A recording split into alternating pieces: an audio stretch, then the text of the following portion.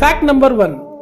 ಭೂಮಿಯ ಮೇಲೆ ದಾಖಲಾದ ಅತಿ ವೇಗದ ಗಾಳಿಯು ಗಂಟೆಗೆ 408 ಕಿಲೋಮೀಟರ್ಗಿಂತಲೂ ಹೆಚ್ಚಿತ್ತು, ಅಂದರೆ 253 ಮೈಲ್ಸ್ ಪರ್ ಅವರ್. ಇದು 1996ರಲ್ಲಿ ಆಸ್ಟ್ರೇಲಿಯಾದ ಬ್ಯಾರೋ ದ್ವೀಪದಲ್ಲಿ ಹರಿಕೇನ್ ಆಲಿವಿಯಾ ಎಂಬ ಚಂಡಮಾರುತದ ಸಮಯದಲ್ಲಿ ದಾಖಲಾಗಿತ್ತು. Fact number 2.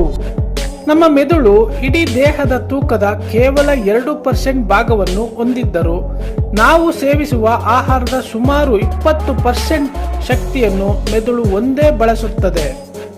ಇದು ಸುಮಾರು 20 ವ್ಯಾಟ್ ಶಕ್ತಿಯ ಬಲ್ಬ್ ಅನ್ನು ಬೆಳಗಿಸುವಷ್ಟು ಶಕ್ತಿಯನ್ನು ನಿರಂತರವಾಗಿ ಬಳಸುತ್ತಿರುತ್ತದೆ.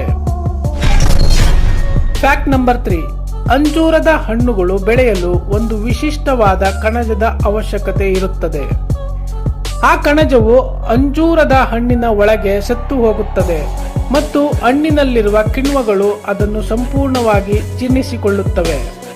ಅಂದರೆ ನಾವು ತಿನ್ನುವ ಪ್ರತಿ ಅಂಜೂರದ ಹಣ್ಣಿನ ಹಿಂದೆ ಒಂದು ಕಣಜದ ತ್ಯಾಗವಿರುತ್ತದೆ. Fact number 4. ಜಿರಾಫೆಯ ನಾಲಿಗೆಯು ಸುಮಾರು 20 ಇಂಚು ಉದ್ದವಿರುತ್ತದೆ ಮತ್ತು ಅದರ ಬಣ್ಣ ಕಪ್ಪು ಅಥವಾ ಕಡು ನೀಲಿ ಆಗಿರುತ್ತದೆ. ಇದು ಸೂರ್ಯನ ಶಾಖದಿಂದ ನಾಲಿಗೆ ಸುಡದಂತೆ ರಕ್ಷಿಸಲು ಸಹಾಯ ಮಾಡುತ್ತದೆ, ಏಕೆಂದರೆ ಅವು ದಿನವಿಡೀ ಎತ್ತರದ ಗಿಡಗಳ ಎಲೆಗಳನ್ನು ನಾಲಿಗೆಯಿಂದಲೇ ಕೀಳುತ್ತವೆ. Fact number 5. ಮಳೆಯ ಹನಿಗಳು ನೋಡಲು ಕಣ್ಣೀರಿನ ಹನಿಯ ಆಕಾರದಲ್ಲಿರುತ್ತವೆ ಎಂದು ನಾವು ಭಾವಿಸುತ್ತೇವೆ, ಆದರೆ ವಾಸ್ತವವಾಗಿ ಮಳೆಯ ಹನಿಗಳು ಬೀಳುವಾಗ ಗಾಳಿಯ ಒತ್ತಡದಿಂದಾಗಿ ಅವು ಬರ್ಗರ್ ಬನ್ ಅಥವಾ ಕಿತ್ತಳೆ ಹಣ್ಣಿನಂತೆ ಚಪ್ಪಟೆಯಾಗಿರುತ್ತವೆ. Fact number 6. ಪ್ರತಿ 500 ಮಕ್ಕಳಲ್ಲಿ ಒಂದು ಮಗು ಹೆಚ್ಚುವರಿ ಬೆರಳಿನೊಂದಿಗೆ ಜನಿಸುತ್ತದೆ. ಈ ಸ್ಥಿತಿಯನ್ನು ಪಾಲಿಡಾಕ್ಟಿಲಿ ಎಂದು ಕರೆಯುತ್ತಾರೆ. ಸಾಮಾನ್ಯವಾಗಿ ಈ ಹೆಚ್ಚುವರಿ ಬೆರಳನ್ನು ಶಸ್ತ್ರಚಿಕಿತ್ಸೆಯ ಮೂಲಕ ತೆಗೆಯಲಾಗುತ್ತದೆ. Fact number 7. ಪೆಂಗ್ವಿನ್ಗಳು ಹಾರಲು ಸಾಧ್ಯವಿಲ್ಲದಿದ್ದರೂ ಅವು ನೀರಿನ ಅಡಿಯಲ್ಲಿ ಹಾರುವಂತೆ ಈಜಬಲ್ಲವು.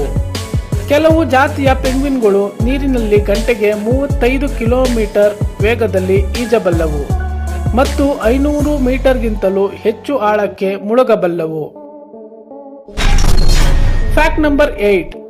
ಬಾಹ್ಯಾಕಾಶದಿಂದ ನೋಡಿದಾಗ ಸೂರ್ಯನು ಹಳದಿ ಅಥವಾ ಕಿತ್ತಳೆ ಬಣ್ಣದಲ್ಲಿ ಕಾಣಿಸುವುದಿಲ್ಲ, ಬದಲಿಗೆ ಸೂರ್ಯನು ಶುದ್ಧ ಬಿಳಿ ಬಣ್ಣದಲ್ಲಿ ಕಾಣಿಸುತ್ತಾನೆ.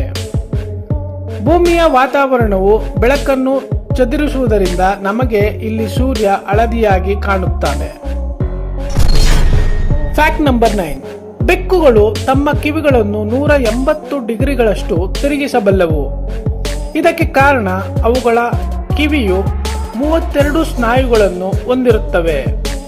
ಈ ಸ್ನಾಯುಗಳು ಬೆಕ್ಕುಗಳಿಗೆ ಶಬ್ದವು ಎತ್ತ ಕಡೆಯಿಂದ ಬರುತ್ತದೆ ಎಂದು ನಿಖರವಾಗಿ ಗುರುತಿಸಲು ಸಹಾಯ ಮಾಡುತ್ತವೆ. Fact number 10. ಸಹಾರಾ ಮರುಭೂಮಿಯು ಎಷ್ಟು ದೊಡ್ಡದಾಗಿದೆ ಎಂದರೆ ಅದರಲ್ಲಿರುವ ಮರಳಿನ ಪ್ರಮಾಣವನ್ನು ಅಳೆಯುವುದು ಅಸಾಧ್ಯ. ಆದರೆ ಅಂದಾಜಿನ ಪ್ರಕಾರ ಇಡೀ ವಿಶ್ವದ ಪ್ರತಿಯೊಂದು ಕಡಲ ತೀರದಲ್ಲಿರುವ ಮರಳಿನ ಒಟ್ಟು ಮೊತ್ತಕ್ಕಿಂತ ಸಹಾರಾ ಮರುಭೂಮಿಯಲ್ಲಿ ಹೆಚ್ಚು ಮರಳು ಇದೆ. ಈ ವಿಡಿಯೋ ನಿಮಗೆ ಇಷ್ಟ ಆಗಿದ್ರೆ ದಯವಿಟ್ಟು ಲೈಕ್ ಮಾಡಿ, ಶೇರ್ ಮಾಡಿ. ಏನಾದರೂ ಅನಿಸಿಕೆಗಳಿದ್ರೆ ಕಮೆಂಟ್ ಮಾಡಿ.